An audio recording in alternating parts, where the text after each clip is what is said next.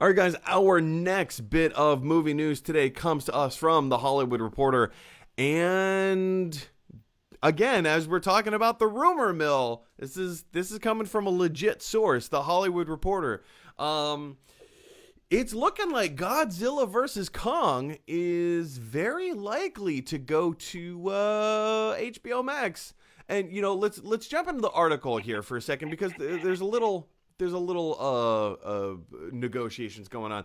So apparently Netflix has made a bid to excuse me. Oh shoot, is it Paramount? My goodness, Legendary Pictures, excuse me. So Netflix approached Legendary Pictures and they say, "Hey, listen, your movie here, Godzilla versus Kong versus Godzilla. We want to pay you $200 million.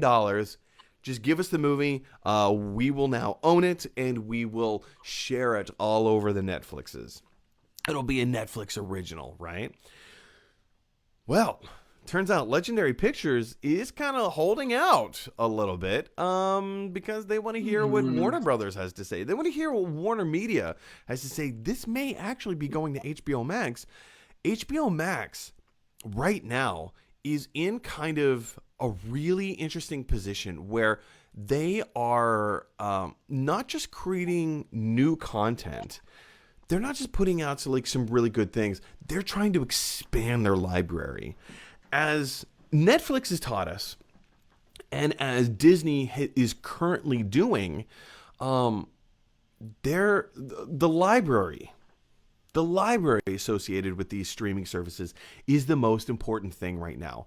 It's like studies have shown 80% of all content watched on Netflix is library material. We're talking The Office. We're talking, it's not on there anymore, but like Frasier and Friends. Do you remember when those shows were on Netflix? Like all of their just library content, you guys. Parks and Rec. Shows that people are comfortable with. Shows that people know and love. And so Netflix is paying $14 billion a year in licensing fees. That's just licensing fees. That's it. And then, they have all their day-to-day operations and this and that and the other and blah, blah, blah, all that stuff on top of it. But $14 billion a day in licensing fees. Disney, with Disney Plus, they're doing something completely brilliant because they own all of their own content. You know that $73 billion deal they made with to acquire Fox, 20th Century Fox? Yeah, a lot of that is all library material. Aliens, Predator, Die Hard. Now, understandable, like a lot of this stuff is, more mature content, but they're trying to build a library here. Netflix knows that they are in competition, obviously, with Apple. They're in competition with Netflix. Or, I'm sorry, they're not in competition with themselves. They're in competition with Disney. They're in competition with HBO Max, CBS All Access. These are streamers that own their own content. They own their own content. So they don't have to pay $14 billion a year in licensing fees, or however much money they want to pay a year in licensing fees. HBO owns all of their own content because A, it's original, and B, for the stuff that's Warner Brothers owns, Warner Media owns HBO Max. So they can stream all of the DC stuff, all of the Harry Potter movies. No, I understand they took the Harry Potter movies off of HBO Max, but if they want to put them back on, they can, and they don't have to pay anybody a licensing fee for it. Same thing with Disney. Same thing with Apple TV Plus. And now it looks like Legendary Pictures with Godzilla and Kong want to kind of hold back a little bit. They kind of want to say, all right, we've heard an offer from Netflix. Let's see what we hear that Warner Media is cooking up a little deal. Let's see what they have to offer. Now, Darryl, to you and me, $200 million would basically set me my family, my family's family, my future posterity. I think the Brown family would be set and all of our extended family for maybe 100 years, Little, maybe for like the next little 100 years would be fine. little bit. Yeah, yeah. But I to these major corporations, $200 million, there you go, take it, enjoy, see what happens. I understand that like our perspective is everything here, but with Legendary Pictures, I mean they haven't passed. They haven't passed on Netflix. They're just waiting to see what HBO Max has to say. Do you think this could become another bidding war like what happened with 20th Century Fox? I mean, obviously, Godzilla versus Kong is not on the same level as an entire studio. But do you think we could see like a smaller version of a bidding war here? And how much do you think Godzilla versus Kong is worth to a streaming service? um right now everybody is literally out there battling for original material. With the I don't know if it was a topic that we were going to talk about, but with the release or the announcement of the release of Wonder Woman 1984, um, that's going to be a win for HBO Max as far as streaming that. So I think this deal with Legendary Pictures is coming on the heels of that. People still wanting to remain significant in the eyes of fans. Wonder Woman is one of those ones, regardless, at least I feel like, regardless of whatever platform you show it on, it's still going to hit because the clamoring for it has been It's just, been insane. yeah, yeah. And a lot of these studios are starting to realize they're going to have to come up off of some stuff number wise, just to stay afloat. Yeah. You know, so I don't see it being a bad thing per se. Um, Whoever gets it's going to be a win for them because yeah, Kong versus Godzilla is highly anticipated Highly as anticipated. well, and it has the potential to be something just classic. I think if it's done right. Well, I think you just hit the Yeah, nail on the head. It needs to be done right. Um, yeah, I yeah, mean, here's the thing: Godzilla versus Kong. Well, I mean, okay, let me back up. You mentioned Wonder Woman 84. Wonder Woman 84 going to HBO Max is an unprecedented situation. Never yeah. before has a gargantuan tentpole film. And when we say tentpole films, it's it's a term used by like the studio and Hollywood and whatever pundits like ourselves. We say tentpole films when you put an anchor into the ground to anchor a tent pole. It needs to be like everything else is built around that anchor that goes into that Right, stake into the ground, right?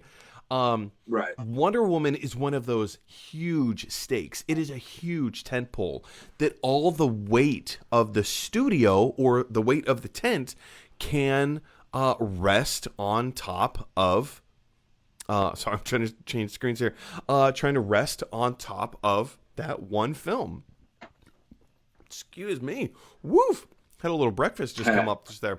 That's a little more information than anybody else needed, but hey, bodies are weird, right? So, so, yeah, I mean, like, Wonder Woman 1984 going to streaming is unprecedented because in theaters now, I personally don't think that Wonder Woman 84 would make $1 billion at the box office in a non-COVID world, but it has the potential to. The first Wonder Woman man. in a non-COVID world made $900 million. It stopped just shy of $1 billion. Just shy of $1 billion. $900 million. That's a crazy amount of money. It's possible that Yeah, Wonder Woman 84 could do the same business or even better. So with Wonder Woman 84 going to streaming, going straight to HBO Max, that says a few things. One, Warner Media is, for now, given the current climate, the situation, they have accepted the fact that this movie is not going to make $1 billion because it can't, because COVID. right?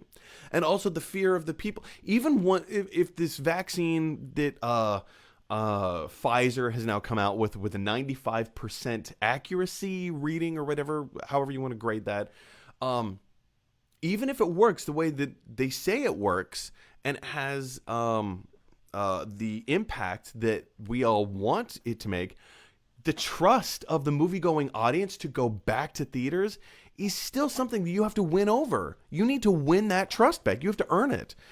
It's not just going to be inherent like, oh, COVID's not a thing anymore. Let's go back to the movies. You need to earn that trust again, right?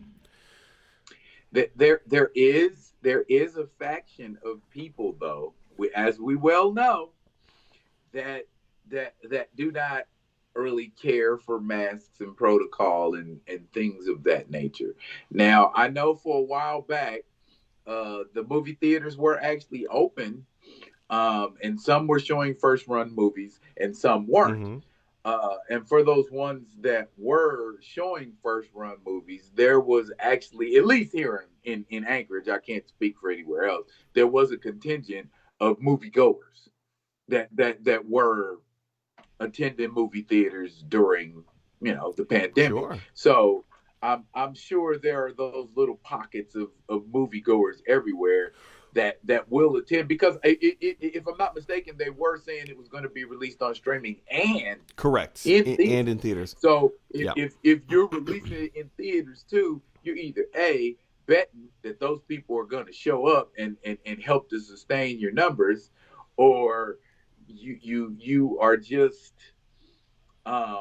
confident that the combination of the two, streaming and going to theaters, will be enough to show a profit. Well, full transparency. I'm one of those people that have returned back to the movie theaters. Now, movie theaters are not open in New York City. So, yes, once I took a field trip out to New Jersey, and we went to a movie theater in New Jersey. And once we had, like a couple months ago, my girlfriend and I went down to Orlando to see some family. And we went to 2 different movie theaters in Orlando. And it was one of the best movie-going experiences I've ever had, New Jersey included. I brought my own bottle of alcohol. We wiped everything down. Everybody was more than socially distant. Even if nobody was wearing the masks, the majority of people were. But even if people weren't, you're so far away from the closest person next to you that I feel the movie theaters have done an incredible job at doing what they can to ensure a safe movie-going atmosphere. But, that aside, with Godzilla versus Kong going, the possibility of it going straight to streaming, HBO Max or Netflix or whatever home it ends up on, it looks like Legendary Pictures has already resigned themselves to not showing this in an exhibition theater. It looks like they have come around to the idea of like, all right, here's another potential tentpole film. I don't think Godzilla versus Kong is a potential $1 billion film, but I think it could make 600 to 800, somewhere between 600 to 800 in a non-COVID world. In a COVID world, 250. Well, if we're talking about that franchise, hasn't it, as far as numbers, hasn't it? I love it personally because I grew up on the original Godzilla. Yeah. But the Godzilla, the Kong Skull Island, Godzilla King of the Monsters, I've enjoyed all of that. I like They're pure popcorn films. The reintroduction of kaiju to a theater screen. But number wise, those movies haven't done well. This is true. So I think they're thinking, okay, they've gotten progressively worse, and Kong versus Godzilla could potentially be a risk as far as moviegoers, because I find, for me, that there are 2 kinds of moviegoers. There are the moviegoers who are fans of what they're going to see, Mm-hmm. and then there are people who, I'm just taking in a movie. So let's just call them typical moviegoers. And you're going to have a lot more, I think, typical moviegoers going to see that movie than you are. Well, I take that back. I said that backwards. You're going to have a lot more fans of that franchise, of those characters going to that movie than you are a typical moviegoer. And I don't think the typical moviegoer is going, oh, hey, honey, what are we going to go see tonight? Kong versus Godzilla? Nah. That's not the typical moviegoer movie, I don't think. Yeah, I mean, I could definitely see that being the case. Because I mean, anytime you have a fan of anything, like people tend to support that thing more. I mean, let's be honest. Let's be dead honest. If there was a brand new Ninja Turtle movie coming out in theaters tomorrow, I would find a way to get to a movie theater, probably in New Jersey or Connecticut. I would find a way to go see it. Like, I would. Here's the thing. Wonder Woman is coming out in theaters on Christmas Day. I've already made arrangements to go see it. to go see it. So, I mean, it's... I definitely think that you're onto something here. Question is for you guys, what do you think of Godzilla versus Kong? Do you think it moving to either HBO Max or Netflix or whatever streaming service it goes, do you think this is a good idea for the studio? Do you think that this is a good idea for, obviously it's not being shown in theaters. So AMC, Regal, obviously Regal because they're shut down, but like Cinemark, Landmark, Alamo Drafthouse, whatever movie theater, Carmike Cinemas, whatever. This is going to hurt them a little bit more. What do you think? Jump on down in the comment section below and let me know your thoughts. Hey everybody, thanks for watching. If you like this video, click like. And if you really like this video, click subscribe. And if you really, really like this video, click share. Because that is exactly what Weird Al Yankovic would want you to do. Dun, dun, dun, dun, dun, dun, dun, dun, dun, dun, dun, dun, dun, dun, dun.